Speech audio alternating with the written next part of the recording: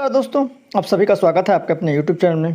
दोस्तों, Chhattisgarh state power holding company में जो डाटा एंट्री ऑपरेटर का भर्ती निकली थी, जिसका कुछ दिन पहले ही पेपर में आया था, उसका विज्ञापन आ गया है।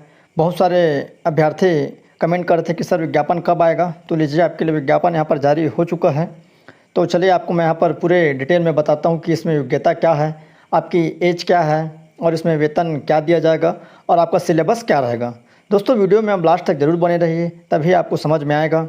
और चैनल में पहली बार आए हैं तो चैनल को सब्सक्राइब जरूर करिए और बेल घंटे के आल बटन को भी प्रेस करें ताकि नोटिफिकेशन आप तक सबसे पहले पहुंचे। और टेलीग्राम ग्रुप का लिंक नीचे दिया गया, उसको भी ज़रूर से ज्वाइन करिए। दोस्तों, ये विज्ञापन आज ही जारी हुआ है, तो आइए नीचे देखते हैं कितना पद है और किस किस क्षेत्र वाले इसमें एलिजिबल है, इसमें फॉर्म डाल सकते हैं। तो चलिए दोस्तों, यहाँ पर स्टार्ट करते हैं। छत्तीसगढ़ स्टेट पावर कंपनी के अंतर्गत ट्रांसमिशन एवं डिस्ट्रीब्यूशन कंपनी में डाटा एंट्री ऑपरेटर के नियमित पद पर, यह नियमित भर्ती है, रेगुलर भर्ती है। नियमित पद पर कार्य करने के इच्छुक निम्नानुसार अर्हता प्राप्त आवेदकों से पावर कंपनी की वेबसाइट www.cspc.co.in पर दिनांक 29 तारीख से इसमें फॉर्म भराना स्टार्ट होगा। समय 12 बजे से आप ऑनलाइन आवेदन कर सकते हैं। कब से? 29/9 से। कब तक रहेगा? 28/10/2021 तक इसकी आखिरी तिथि रहेगी। तो चलिए यहाँ पर बात करते हैं पदों का विवरण। सबसे पहले आपका यहाँ पर जो पद है, ट्रांसमिशन कंपनी में डाटा एंट्री ऑपरेटर के बैकलॉग पद सहित रिक्त पदों का यहाँ पर विवरण, जिसमें टोटल 50 पद है। सभी के लिए यहाँ पर आरक्षित है पद, आप देख सकते हैं। जनरल के लिए, अनुसूचित जाति के लिए, अनुसूचित जनजाति के लिए और पिछड़ा वर्ग के लिए। उसके बाद आपका डिस्ट्रीब्यूशन कंपनी के अंतर्गत जगदलपुर क्षेत्र में, जगदलपुर बोले तो बस्तर क्षेत्र में डाटा एंट्री ऑपरेटर के बैकलॉग पद सहित रिक्त पदों का विवरण यहाँ पर आप देख सकते हैं, जिसमें टोटल कितना पद है यहाँ पर? 68 पद। उसके बाद आपका यहाँ पर डिस्ट्रीब्यूशन कंपनी के अंतर्गत सरगुजा अंबिकापुर क्षेत्र के लिए यहाँ पर जो भर्ती होनी है, जिसमें टोटल कितना है? 44 पद। तो दोस्तों, उसके बाद आपका जो नेक्स्ट है, डिस्ट्रीब्यूशन कंपनी के अंतर्गत रायपुर, बिलासपुर, रायगढ़, दुर्ग, राजनांदगांव क्षेत्र में डाटा एंट्री ऑपरेटर के बैकलॉग पद सहित रिक्त पदों का विवरण है। तो यहाँ पर टोटल कितना? 238 पद। यहाँ पर जनरल के लिए 124 और आपका अनुसूचित जाति के लिए 35, अनुसूचित जनजाति के लिए 47 और आपका अन्य पिछड़ा वर्ग के लिए 32। इस तरह दोस्तों टोटल यहाँ पर 400 पदों पर भर्ती निकली है डाटा एंट्री ऑपरेटर का, वो भी रेगुलर। ठीक है, यहाँ पर रेगुलर भर्ती है।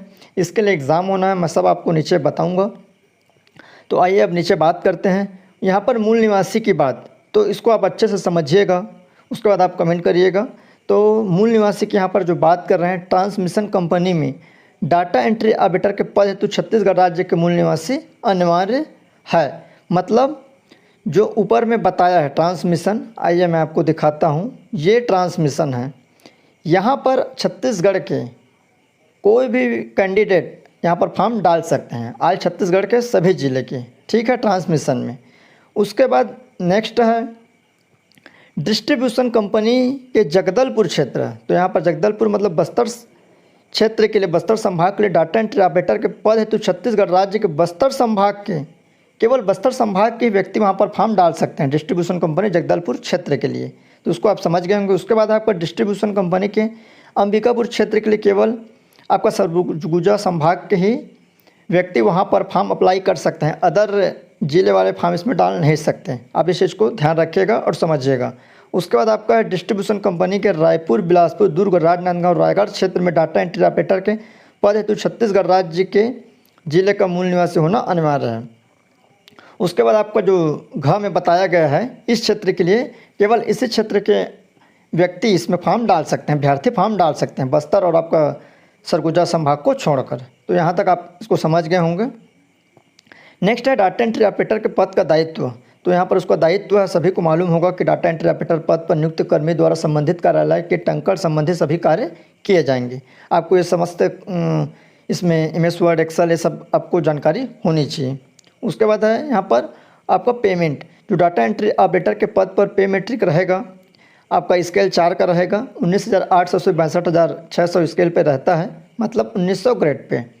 तो और आपका 3 वर्ष की परीक्षा अवधि पर रहेगी। यहाँ छत्तीसगढ़ के जितने भी गवर्नमेंट जॉब हैं वो 3 वर्ष की परीक्षा अवधि पर ही आजकल रहता है, जिसमें आपको प्रथम वर्ष 70% दिया जाएगा, दूसरी वर्ष आपका 80, तृतीय वर्ष आपका 90, फिर चतुर्थ वर्ष आपका पूरा पेमेंट दी जाएगी। उपरोक्त मूल वेतन पर अन्य भत्ते नियमित सेवक की तरफ प्राप्त होंगे। परीक्षा अवधि की अन्य सेवा शर्तें पावर कंपनी के परिपालन में होगी। उसके बाद आपका यहाँ पर एज लिमिट है, जो आयु सीमा की बात कर लेते हैं। तो कौन यहाँ पर पात्र हैं, तो यहाँ पर दिया है साफ साफ, आपकी आयु की गणना 1/1/2021 से, मतलब 1 जनवरी 2021 को आधार मानकर की जाएगी।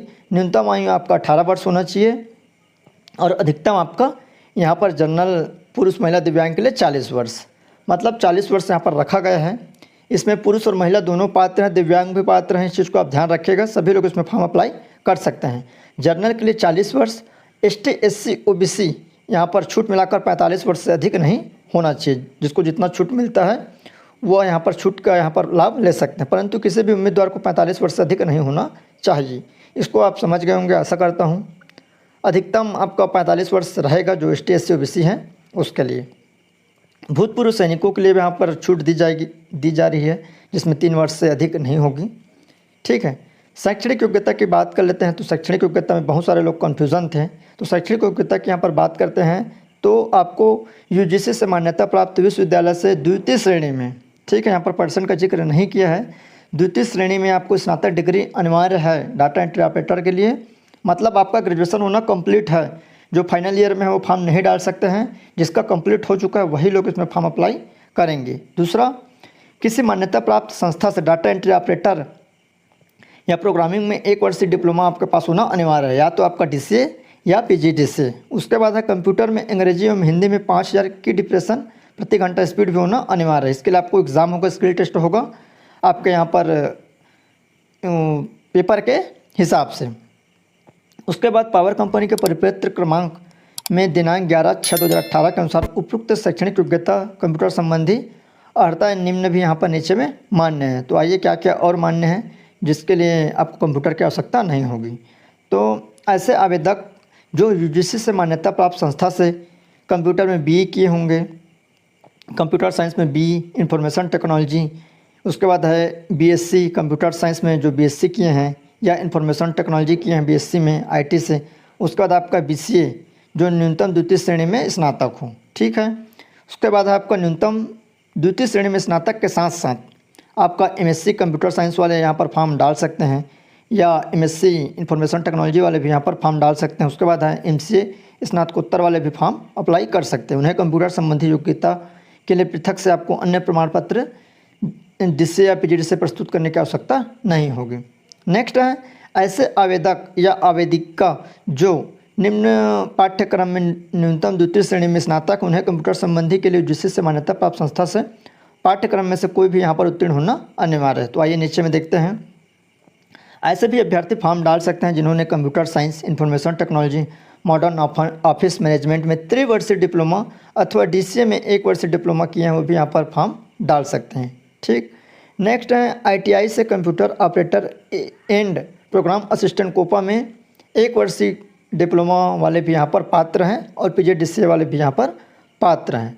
तो इसको मैंने अच्छे से बता दिया। उम्मीद करता हूँ कि इस चीज़ के लिए यहाँ पर डाउट नहीं होंगे, सब क्लियर होगा। उसके बाद यहाँ पर जो मेन पॉइंट है, उम्मीदवार को पद की शैक्षणिक योग्यता व अर्हता के मापदंड ऑनलाइन आवेदन हेतु निर्धारित अंतिम दिनांक तक पूर्ण करना अनिवार्य है। मतलब इसके कहने का मतलब ये है कि आप अगर एग्ज़ाम दिलाए हैं, कोई सा भी हो, या PGDCA का या ग्रेजुएशन का, तो आपको 28/10 तक आपका रिजल्ट आ जाना चाहिए, वही लोग इसमें फॉर्म डाल सकते हैं। ठीक है। 28/10 तक आपके हाथ में रिज़ल्ट होना चाहिए, वही लोग इसमें फॉर्म अप्लाई कर सकते हैं। जो रिज़ल्ट का वेट कर रहे हैं कि सर अगले साल आ जाएगा, या मतलब हम अभी एग्ज़ाम दिलाए हैं, तो ऐसे लोग फॉर्म नहीं डाल सकते हैं। बट आपका 28/10 तक यहाँ पर रिज़ल्ट आ जाना चाहिए, वो सभी लोग इसमें फॉर्म अप्लाई कर सकते हैं। और यहाँ पर मैं छूट की बात करूँ तो ST SC OBC को यहाँ पर छूट दी जाएगी। छूट मिला के आपको 45 वर्ष से अधिक नहीं होना चाहिए। इसमें जातीय प्रमाण पत्र लगेगा। भूतपूर्व सैनिक के लिए भी यहाँ पर है, और महिला आरक्षण यहाँ पर 30% रहेगा महिलाओं के लिए, जो कि आरक्षण की पात्रता होगी। और दिव्यांगों के लिए यहाँ पर भी आरक्षण है जो कि दिया है, आप देख सकते हैं, हस्तिबाधित, दृष्टिबाधित और आपका श्रवण बाधित। ठीक है, यहाँ तक क्लियर हो गए होंगे। उसके बाद है विभागीय उम्मीदवार। डाटा एंट्री ऑपरेटर के पद हेतु विभागीय उम्मीदवार के लिए कोई पद आरक्षित नहीं है, वो भी इसमें फॉर्म डाल सकते हैं। उसके बाद नेक्स्ट है जो आवेदन कैसे करें। तो आवेदन आपको यहाँ पर 29/9 12 बजे से भराएगा। इस साइड में जाकर आप आवेदन कर सकते हैं या आप चॉइस सेंटर में जाकर भी फॉर्म भर सकते हैं। आवेदन शुल्क यहाँ पर है अनारक्षित और अन्य पिछड़ा वर्ग मतलब जनरल और ओबीसी के लिए 700 रुपये, अनुसूचित जाति व अनुसूचित जनजाति के उम्मीदवार को 500 रुपये आवेदन शुल्क लगेगा। ठीक है, वो भी ऑनलाइन यहाँ पर रहेगा। आवेदन प्रस्तुत करने का अंतिम दिनांक, तो यहाँ पर अंतिम दिनांक है आपका 28/10/2021। समय आपका 12 बजे तक मतलब 23:59 रात्रि तक यह रहेगा। चयन प्रक्रिया आपका होगा, एग्ज़ाम होगा, कंपटीशन एग्ज़ाम, वो भी यहाँ पर कंप्यूटर बेस्ड टेस्ट होगा। मतलब आपका ऑनलाइन एग्ज़ाम होगा, प्रतियोगी परीक्षा, जो कि 2 भाषाओं में आयोजित होगी, एक हिंदी और एक अंग्रेजी में। तो इसमें टोटल यहाँ पर 100 प्रश्न पूछे जाएंगे। पहले 200 था, जिसको कम कर अब 100 कर दिया गया है, जो कि बहुत अच्छी बात है। और इसमें 1/4 माइनस रहेगा और जो सिलेबस है उसको सभी को आधा कर दिया गया, मतलब 50% कर दिया गया। जो पहले डबल था 50 था, उसको 25 कर दिया गया है। तो यहाँ आपको 2 घंटे का समय दिया जाएगा और 1/4 माइनस रहेगा। और आइए यहाँ पर देखते हैं कि किसमें से कितना कितना यहाँ पर पूछा जाएंगे। तो सामान्य ज्ञान से 25 प्रश्न पूछे जाएंगे। पिछले बार छत्तीसगढ़ से ही पूछे गए थे सामान्य ज्ञान, जिसमें पहले 50 था, अब 25 पूछे जाएंगे। कंप्यूटर ज्ञान यहाँ पर 15 अंक और सामान्य मानसिक योग्यता आपको 15, सामान्य गणित आपको 15, सामान्य हिंदी आपको 20 और सामान्य अंग्रेजी आपका यहाँ पर 10। इस तरह टोटल यहाँ पर 100 प्रश्न पूछे जाएंगे। 100 अंकों का 1/4 माइनस रहेगा। 2 घंटे का आपको यहाँ पर समय दी जाएगी, वो भी ऑनलाइन एग्ज़ाम होगा। ठीक है, चयन प्रक्रिया के अगले चरण हेतु प्रतियोगी परीक्षा के कुल 100 अंकों में जनरल और ओबीसी के लिए यहाँ पर 40 अंक लाना अनिवार्य है, 40%। और अनुसूचित जाति व अनुसूचित जनजाति वर्ग के उम्मीदवार को 30% अंक लाना अनिवार्य होगा, वही पास होंगे नेक्स्ट कौशल परीक्षा के लिए। उसके बाद आपका जो कौशल परीक्षा होगा, प्रतियोगी परीक्षा में सफल उम्मीदवार की विज्ञापित पदों के अनुसार 4 पृथक पृथक प्रवृत्ति सूची निर्मित की जाएगी। प्रवृत्ति सूची में विज्ञापित पदों की वर्गवार 5 गुना उम्मीदवार को कौशल परीक्षा के लिए बुलाया जाएगा। मतलब आपका मेरिट बनेगा आपके नंबर के हिसाब से, तो 5 गुना अभ्यर्थियों को यहाँ पर बुलाया जाएगा। मान लो अगर 400 पद है तो 2000 कैंडिडेट को यहाँ पर बुलाया जाएगा उसके कैटेगरी के हिसाब से। जिसमें कंप्यूटर में अंग्रेजी आपका 5 अक्षर की प्रश्न प्रति घंटा होना चाहिए 50 अंकों का, और हिंदी मतलब दोनों में आपका यहाँ पर गति होनी चाहिए। उन्हीं को यहाँ पर मतलब टेस्ट होगा कौशल परीक्षा। 50 नंबर आपका कंप्यूटर अंग्रेजी में और कंप्यूटर में हिंदी में आपका 50। इस तरह 50-50 अंकों का यहाँ पर एग्ज़ाम होगा कौशल, हिंदी टाइपिंग और इंग्लिश टाइपिंग। उसके बाद आपका हिंदी एवं इंग्लिश भाषा की उक्त कौशल परीक्षा में पृथक पृथक उत्तीर्ण होना अनिवार्य है। 50-50 अंकों में आपका 30 अंक प्राप्त करना अनिवार्य होगा, वही लोग पास होंगे। पहले 35 था, उसको 5 अंक कम करके 30 किया गया है। अंग्रेजी एवं हिंदी भाषा की कंप्यूटर कौशल परीक्षा में उत्तीर्ण उम्मीदवार की प्रतियोगी एवं कौशल परीक्षा में प्राप्त अंकों के आधार पर यहाँ पर मेरिट सूची तैयार की जाएगी। प्रवृत्ति सूची में विज्ञापित पदों की संख्या के 3 गुना उम्मीदवार को दस्तावेज सत्यापन हेतु बुलाया जाएगा। उसके बाद आपका रोस्टर के हिसाब से, आरक्षण के हिसाब से आपका मेरिट सूची तैयार की जाएगी। जो मेरिट में रहेंगे उसको यहाँ पर भर्ती की जाएगी। तो इस तरह ये आपका डिटेल है, जानकारी मैंने दिया हूँ। उसका अनुबंध है यहाँ पर, जो भी यहाँ पर सिलेक्ट हो जाते हैं डाटा एंट्री ऑपरेटर के पद पर चयनित उम्मीदवार की नियुक्ति परीक्षा अवधि पर की जाएगी। और परीक्षा अवधि की नियुक्ति के द्वारा पावर कंपनी के साथ आपको 4 वर्ष का अनुबंध निष्पादित किया जाएगा। आपको अनुबंध में रखा जाएगा और अनुबंध की यहाँ पर राशि 1 लाख रुपये आपको सुरक्षा निधि के रूप में जमा करने होगा। मतलब आपको बॉन्ड भराया जाएगा 4 साल के लिए और उस 4 साल के अवधि में आपको 1 लाख रुपये जमा करना पड़ेगा कि 4 साल के बीच में आप नौकरी नहीं छोड़ सकते। उसके बाद ही आपको यहाँ पर 1 लाख रुपये वापस की जाएगी। अनुबंध की अवधि समाप्ति के पश्चात ही आपको सुरक्षा निधि समाप्त की जाएगी। अनुबंध का मतलब ये है कि मान लो आप 1 साल करने के बाद नौकरी छोड़ देते हैं या दूसरे जॉब में चले जाते हैं तो आपको आपका 1 लाख रुपये जब्त कर लिया जाएगा, आपको वापस नहीं दी जाएगी। इस हिसाब से यह अनुबंध किया जाएगा। यदि परीक्षार्थी परीक्षा अवधि में पावर कंपनी की सेवा से त्याग पत्र देता है या स्थायीकरण हेतु अनुपयुक्त पाया जाता है तो ऐसी स्थिति में आपको 1 लाख रुपये जब्त कर ली जाएगी। तो इस तरह दोस्तों यह पूरा विज्ञापन था। उम्मीद करता हूँ कि आपको जानकारी समझ आया होगा। तो निश्चित ही आप चैनल को सब्सक्राइब कर रखे रहें और अच्छा लगा तो लाइक ज़रूर करें।